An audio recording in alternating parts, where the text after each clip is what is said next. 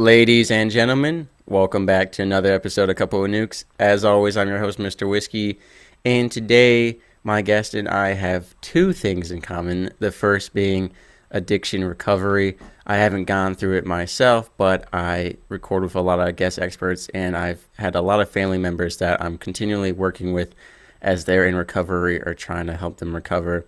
So helping people with addiction recovery. The second thing is our love for Hebrew words. I'm a religious man, and I have begun studying the Bible in Greek and Hebrew because there's a much deeper meaning, there's more powerful meanings, and I love studying the Greek and Hebrew. Trying to learn Hebrew is very difficult. At least with Greek, the alphabet, has letters.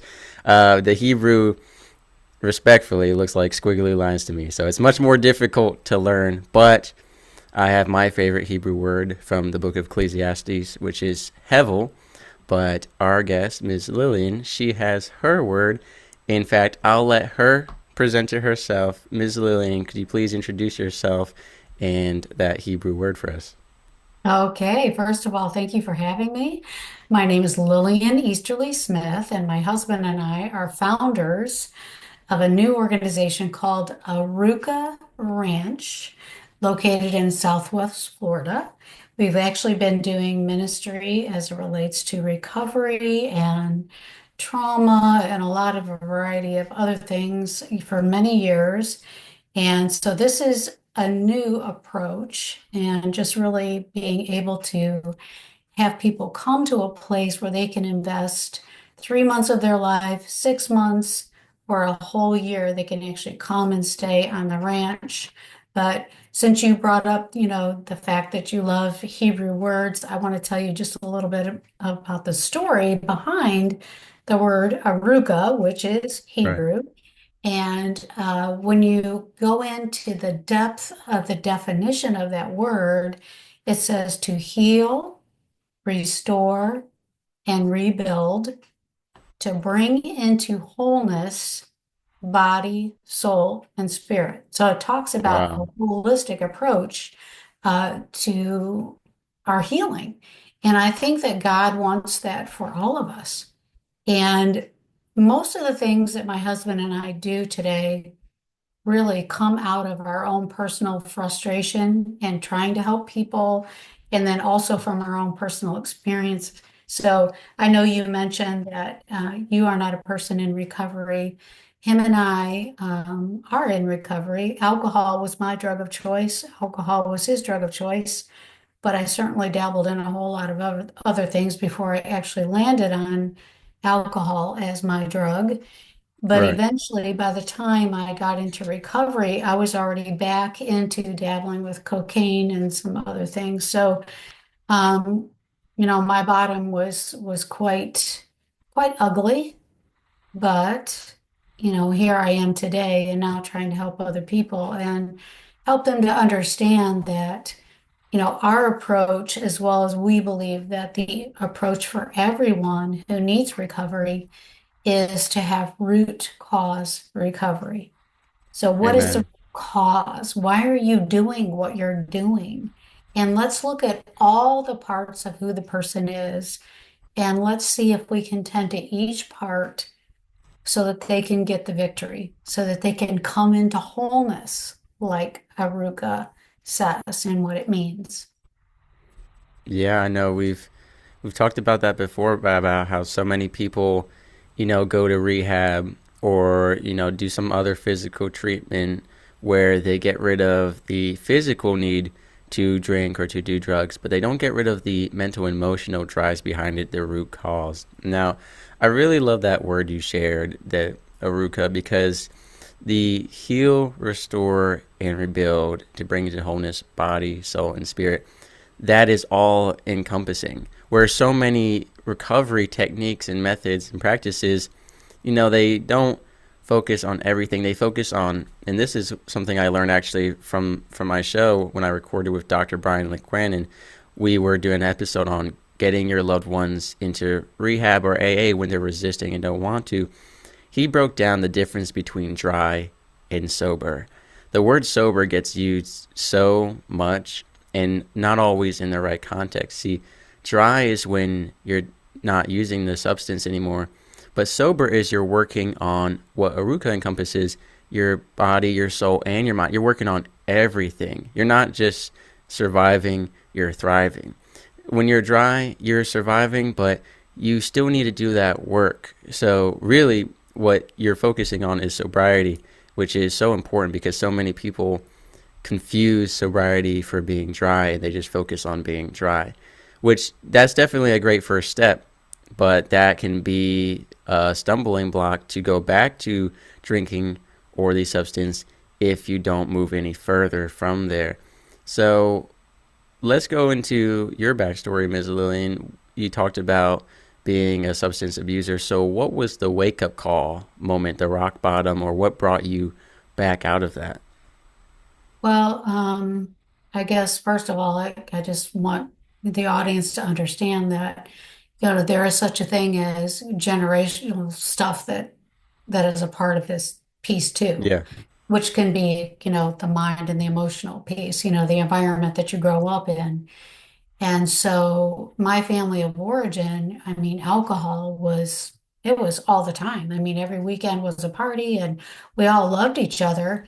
And I can still say today that I have a very, close family. I think that they love each other as best as they know how, even though some of them are still addicted to substances. But if that's all you know and you grow up in that, then it's quite natural for you to just kind of fall into it. And then let's add some of the dynamics of, okay, you start going through your teenage years. There's a lot of peer pressure. You want to fit in. Right. You're trying this and trying that and, experimenting and rejection and all of that stuff is there. And it's painful. And if you don't have a family system that you can go back to that can unravel some of these lies that you're being told and also bring comfort when comfort is needed or encouragement when encouragement is needed. You are basically a person who is going to very naturally gravitate to substances or even any other kind of addictive behavior. Because part of what we want to do at the ranch as well is we understand that people get addicted to anything and everything, and it can even be good things. There are socially acceptable addictions. And then Right. the other piece that you mentioned, and that is that, if you have sobriety versus just being dry, okay? If you're dry, you could potentially go back, like you said, or you're just going to switch addictions. You're going to Hmm. find something that will still benefit you in some way instead of dealing with your feelings, instead of really doing that mind renewal piece, cognitive therapy and all of that. So that's the backdrop of my story and what led me into dabbling with the drugs first and then the alcohol and then really becoming emotionally and mentally addicted to alcohol. The interesting thing is, I learned early on in my own personal recovery that, and this was said to me at one of my first meetings that I went to. And when I shared a little bit of my story, I mean, in the beginning, I couldn't share it at all because I was just so emotional and I hadn't felt anything for so many years because I was, under the influence so that I Right. didn't have to feel. Now everything starts coming up and out and up and out. And I'm like, I don't know what to do with it. So I would go to meetings and listen to people and try to talk. And I was just an emotional mess. But one of the things that I heard from someone at one of those groups was the gentleman told me, he said, okay, I'm hearing your story. And he said, what I get from this is that you're on the garbage truck and either you can get off now or you can take it all the way to the dump. Mm. And I thought, wow, okay. Because I thought I was going to go to meetings and learn how to socially drink again, how to get Mm. control over it. Right. And then, because of all of these different family members that I had watched all of these years, including my father, who was he was a nasty drunk. Not everybody's a nasty drunk, but he was. So we dealt with a lot of verbal and emotional abuse growing up. And I also use him as an example because he did get dry, but he didn't get sober. And he had quite a few years of being dry, but he didn't have recovery. He didn't have, that healing that we all need that drives the addiction. And so he went back to it and he ended up dying Yeah. from it. So I really look at that as, you know what? His life started falling all apart again. He could have got back on track. He chose not to. He went full into the bottle and he drank himself to death. That's what happened. And the sad thing is for us is for a little while, we actually had a father who was stable, who we could have Yeah. conversations with, right? Um, so I went full on into my drinking when I first started using substances when I was about 14 years old. And then it progressed and it got to the point where I was making horrible decisions. All of my values and morality and everything else went out the window. And that's pretty typical. Someone who is using something that's mind or mood altering, you're out of control and you start acting stupid. And so I got to the point where I loathed myself. I hated myself. I'd hurt so many people in my family and my friends. And that led to a suicide attempt. And I really believe there's no question in my mind that through my suicide attempt, everything came rushing back in the spiritual part of my life because we had some neighbors that would take us to church when we Mm. were little kids. Okay. And so I knew God was real, but he wasn't really a part of my life at that point. And I really believe that God met me in that broken place. And what I heard, and wasn't an audible voice, but I sensed this in my heart. It was like you don't want to die. You just don't want to hurt anymore. And at that Mm. point, my dad had already been in recovery for a while. So it was like I couldn't wait to talk to him. And I wanted to talk to other people who I felt were spiritually sound and kind of had their life together. And that's what threw me into this discovery of, how can I live my life differently today than what I've lived it before? Because, yeah, I don't want to die. I just don't want to hurt anymore.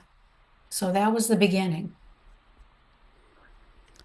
Yeah, you said something important, which is unfortunately so many people who, because my father was one of them, people who go to AA or rehab, they don't see it as all right, we need to stop drinking forever. They see it as this is going to reset our livers or our mind or our body. We're going to now drink socially or we're going to start all over again. They don't realize no, this is the stopping point. This isn't a restarting point. And unfortunately, not having that mindset, having that reset mindset, that's how you end up relapsing and ending back where you started. And I've seen it for people who were sober for a year, for 10 years, for five, and I've seen it for people who were sober for months. So you really need to have the right mindset going into it to get everything out of it that you want and need to. And so you talk about the ranch. You've mentioned that a few times and what you're doing nowadays. How many years after that point you had where you got into recovery, started recovery, how many years have elapsed between that point and the creation of the ranch? Quite a few. I'm trying to think. I think in February, I will be 39 years free of Wow, mood and mind altering substances. Now, that's most amazing. addicts are addicted to multiple things. Right. So it probably took me a good 3 to 5 years early in my recovery, just eliminating things. Okay, the next thing, the next thing. And then learning Mm, about how to take care of myself because I didn't know how. And there were a lot of things that led up to that, obviously, but um, I will be a lifelong learner.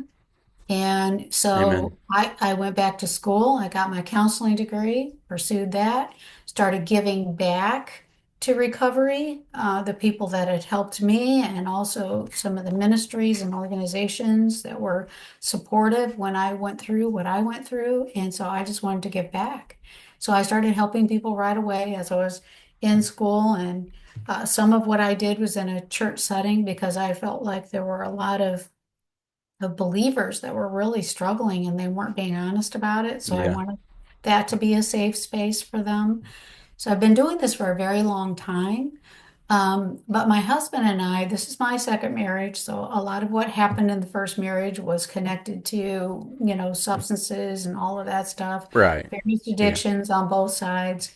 So that marriage failed. I have a beautiful daughter that came as a result of that, and I'm thankful for her today because she's now helping other people too, and she's going to be very instrumental on what we provide at the ranch.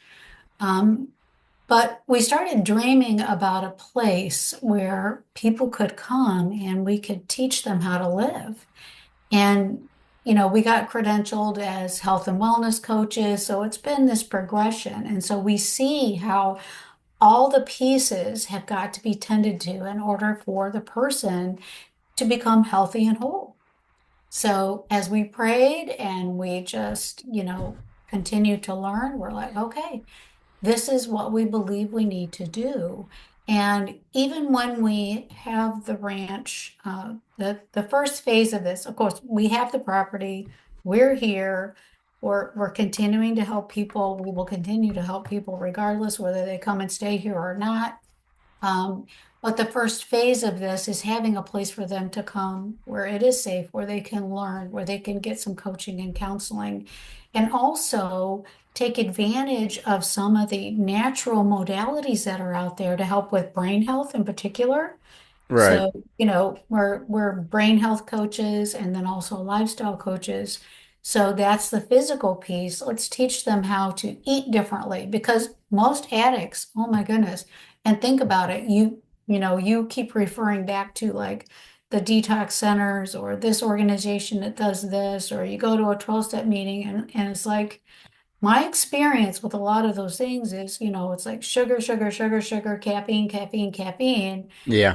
And so you're giving the body all of the things that are going to be detrimental for you to be able to think clearly so that the counseling can actually benefit you because you're hindering it by some of the Mm. things you're doing or not doing.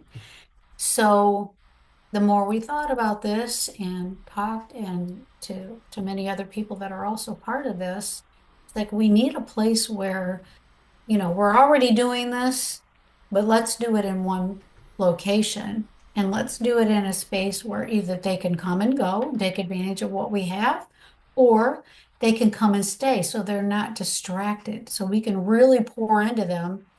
And then when they leave, whether it's 3 months, 6 months, or even a whole year, we'll have an aftercare program in place for them too. Even if it's long distance, we will connect them with a coach that they can do Zoom meetings with, and they can have some accountability and encouragement along the way so they can stay the course.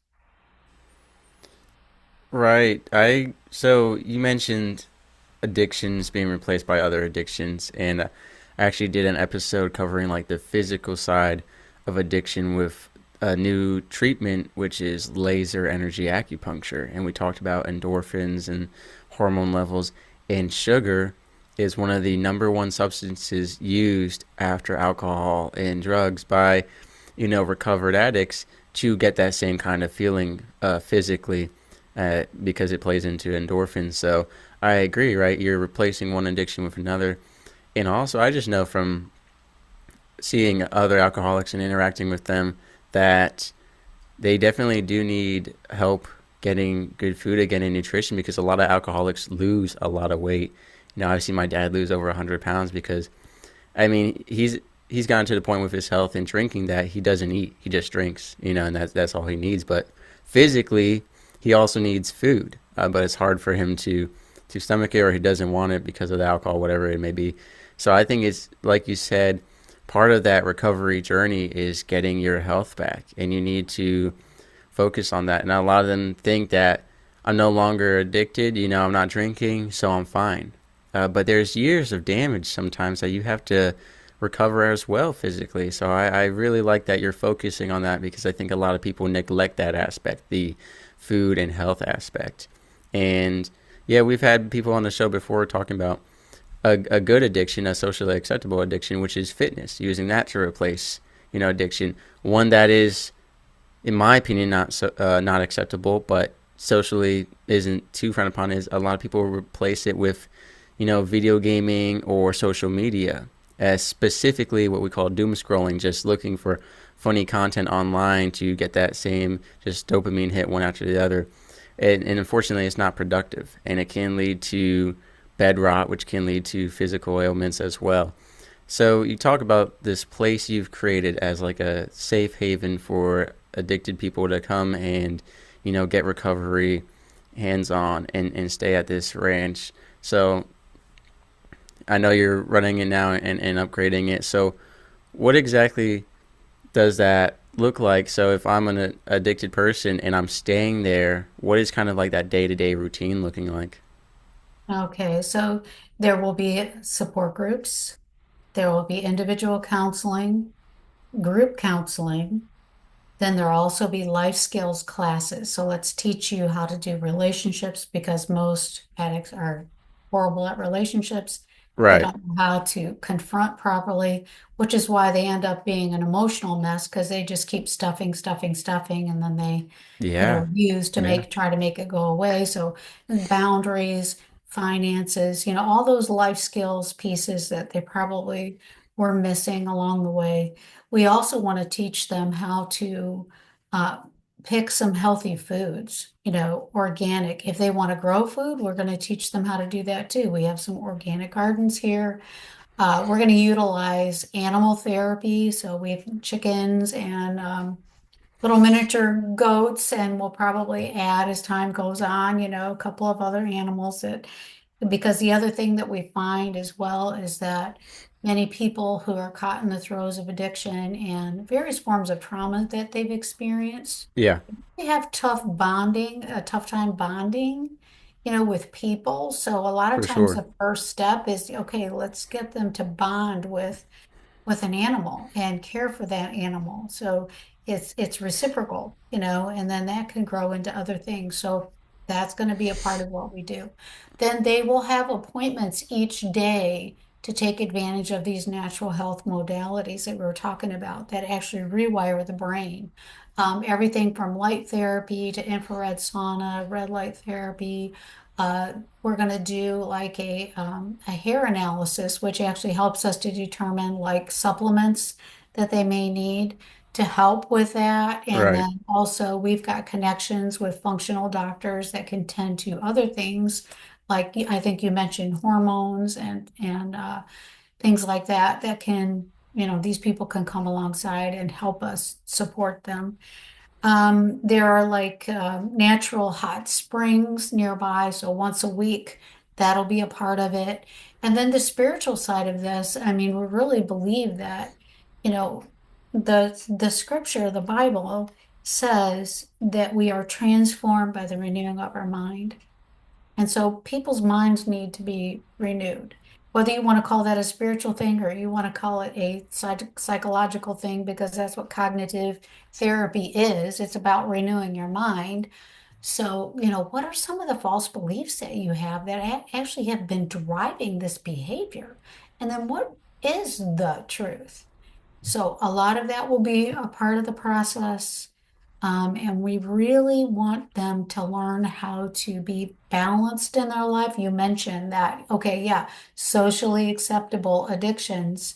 No, we want to teach them balance. It is good to Right. have coping mechanisms, right, that are healthy, that Right. are good, but they have to be in balance with your life. Anything Agreed. that is consuming you, and that's always your go-to for whatever has happened in your life, that's a problem.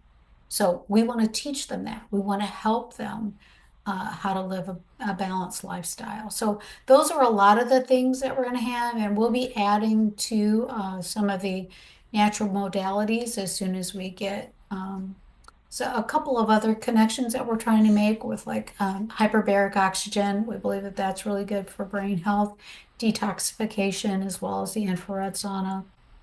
Exercise will be part of it, of course, mild forms of exercise, nothing, crazy to start Right. with. But again, let's teach people how to take care of themselves. Teach them how to cook. Some of them don't even know how to take care of themselves as it relates to food overall. Yeah, Yeah, no, I completely agree with that. And so just to clarify, one last yeah. thing to clarify, let's say I'll use the example of my father and I, but this is for any person who has an addicted loved one. Let's say I convinced him to go to the ranch. Is this a thing where he's going to be living there, or I drop him off every morning and pick him up every night? We are going to have options available for people. If it's not convenient for them to come and stay, then yes, it would kind of be like doing an outpatient treatment program where you come for the day and you leave at night. We would rather you stay here because I think you're going to have greater benefit, but we understand that everybody is in a Right, different position in their life. Just like, some of the women that I work with now as well, it's like they have children. Okay, so what am I going to do? I can't take 3 months out of my life or even a year out of my life to do this. Or right, people have jobs. Okay, well, if you're still working, we can even work around that so that at least you can come and take advantage of what we offer here periodically if it's not coming and spending the whole day. So we are trying to just navigate through all of this and try to figure out how can we help people no matter what kind of life situation that they're in. So that's the goal. okay, and that's beautiful. I love that, making it as flexible as possible to meet everyone's unique needs. So I really admire that, and we have the link to your website in the description below for everyone to check out, whether they're an addicted individual or the loved one of someone who is trying to recover or is in recovery. But before we close off, I just wanted to talk real quick about donations. I know your website mentions that y'all are accepting donations, so if you could tell us a little bit about that so that anyone who wants to help you out is able to do so properly. Okay, that would be fantastic. And obviously the website is the best place to do that. And we are a nonprofit organization, so everything that is contributed is tax deductible. You will get a receipt at the end of the year, specifically indicating what you are giving towards. Um, right now, it would be really beneficial for people to give towards some of the additional modalities that we would like to purchase to have on the ranch, and also moving towards those living community spaces for the people. So that's pretty much our focus right now for everything that's coming in. So yes, if anyone can help, or if they're in the Southwest Florida area, or if they really have a desire to help in some way as far as volunteering their time to invest in other people that come here, technology is wonderful. Here we are talking. Where are you located? Right, Georgia. Right? So even that would be fantastic. So Awesome. Yeah, I really appreciate what you're doing. I think it's so important that with so many people in this world, everyone's so unique in their journey of addiction and recovery, just as unique, if not more. Having so many options and so many methods out there, and the ranch being something that is new, something is different, and something that's going to touch a lot of lives. So I really appreciate what you're doing, and I want to thank you for coming on the show and spreading that so that more people can get helped. thank you so much. Sailing through the ocean blue, nuclear reactors my crew, guiding the ship, the stars as our guide, through the waves we ride, jokes and laughter fill the air. On this voyage we have to share, working together, side by side, as one family we will abide.